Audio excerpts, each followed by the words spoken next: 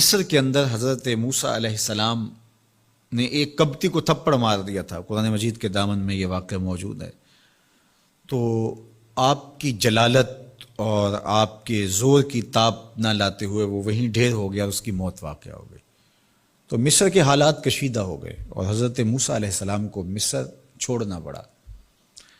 تو وہ شہر مدین کی جانب جا رہے تھے کہ راستے کے اندر ایک کنواں تھا، وہاں کچھ لوگ اپنے جانوروں کو پانی پلا رہے تھے۔ تو حضرت موسیٰ نے دیکھا کہ دو پردہ دار خواتین ہیں، وہ اپنے جانوروں کو ایک سمت لیے کھڑی ہیں۔ سمجھ گئے کہ مردوں کے ہجوم میں آنا نہیں چاہ رہی، ان کا حیا مانے ہے۔ تو آگے بڑھے اور ان کے جانور ہانکے اور ان کو سیراب کیا اور پھر ان کی جانب ہانک دیے۔ وہ واپس گئیں اور اپنے والد بزرگوار سے کہا کہ ایک سال نوجوان جس کی آنکھوں میں شرم و حیا تھا، اس نے ہمارے ساتھ یہ مہربانی کی۔ تو ان کے والد گرامی نے کہا کہ جاؤ اس کو بلا کے لاؤ۔ قرآن مجید میں اس کا ذکر کیا گیا۔ فجاءتہ احداہما تمشی علی استحیاء، ان میں سے ایک خاتون حیا میں سمٹی ہوئی حاضر ہوئی۔ اس نے کہا کہ ہمارے والد گرامی آپ کو بلاتے ہیں، آپ نے ہمارے ساتھ جو مہربانی کی ہے اس کا وہ اجر دینا چاہتے ہیں۔ تو حضرت موسیٰ علیہ السلام ان کے ساتھ چلے گئے، اور جب گئے تو یہ گھر تھا حضرت شعیب علیہ السلام کا، اور یہ صاحبزادیاں حضرت شعیب علیہ السلام کی تھیں۔ تو اس خاتون کا شرم و حیا کے ماحول میں حضرت موسیٰ علیہ السلام کو یہ کہنا اور چل کے اس انداز سے آنا، قرآن نے اس کی حکایت بیان کی ہے۔ تو خدا کو پسند ہے کوئی خاتون حیا کے ماحول میں آئے تو اللہ اس کی آمد کو اور اس کے آنے کو قرآن کا عنوان بنا دیتا ہے، اور قرآن کی حکایت بنا دیتا ہے کہ جو خاتون حیا کے جوہر کی مالکہ ہو وہ اللہ کو کتنی اچھی لگتی ہے۔ اللہ اکبر۔ حضرت نبی اکرم صلی اللہ علیہ وآلہ وسلم کا فرمان حیا کے حوالے سے، الحیاء من الایمان، حیا ایمان سے ہے۔ تو جتنے بھی ایماندار لوگ ہیں وہ پھر حیا کے جوہر سے مزین ہوں گے، مالا مال ہوں گے۔ آپ دیکھ لیجئے سب سے بڑے ایماندار تو میرے اور آپ کے آقا مولا ہیں، اور حضور کمواری لڑکی سے زیادہ حیادار تھے۔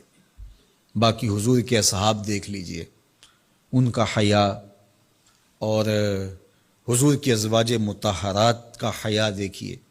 ام المومنین حضرت عائشہ رضی اللہ تعالی عنہا فرماتی ہیں کہ حضور کا جب وصال ہوا اور حضور میرے حجرے میں دفن ہوئے، تو میں جب حضور کی قبر انور پہ جاتی تو معمولی چادر اوڑھ کے چلی جاتی، اس خیال سے کہ میرے شوہر ہیں۔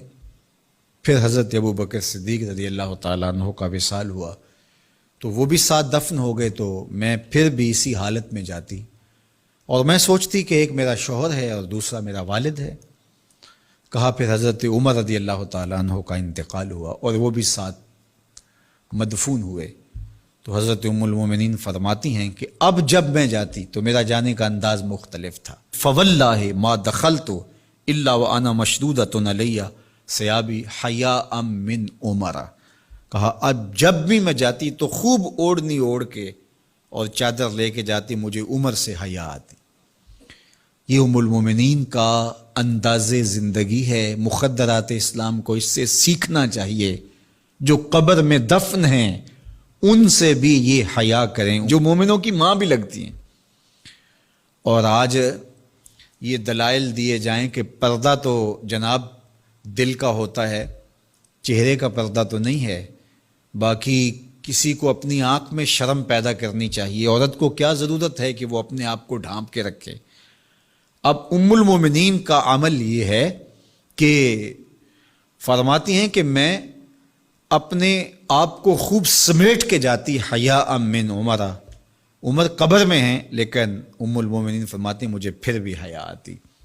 اور حضرت سیدہ طیبہ طاہرہ حضرت فاطمہ الزہرا رضی اللہ تعالی عنہا نے کہا کہ عورت کے لیے بہترین پردہ یہ ہے کہ اس کو کوئی غیر مرد نہ دیکھے اور وہ غیر مرد کو نہ دیکھے۔ تو جب یہ ہمارا دین ہمیں سکھاتا ہے اور حیا کا یہ سبق دیتا ہے، بڑوں سے حیا کرنے کی تلقین کی گئی، اللہ سے حیا کرنے کی، اس کے رسول سے حیا کرنے کی تلقین کی گئی۔ صحابہ فرماتے ہیں بعض اوقات ہم کچھ پوچھنا چاہتے ہوتے تھے اور حضور کے حیا کی وجہ سے ہم ایک عرصہ تک وہ بات نہیں پوچھ پاتے تھے۔ آج دادا کے سامنے بچے جس طرح بات کرتے ہیں اور جس طرح بچوں سے حیا کا جوہر ختم ہو گیا ہے اور اس کو وہ تہذیب نو کا کرشمہ سمجھتے ہیں اور جدید دور کی کرامت سمجھتے ہیں، یہ دور جدید کی کرامت نہیں ہے، یہ جاہلیت ہے۔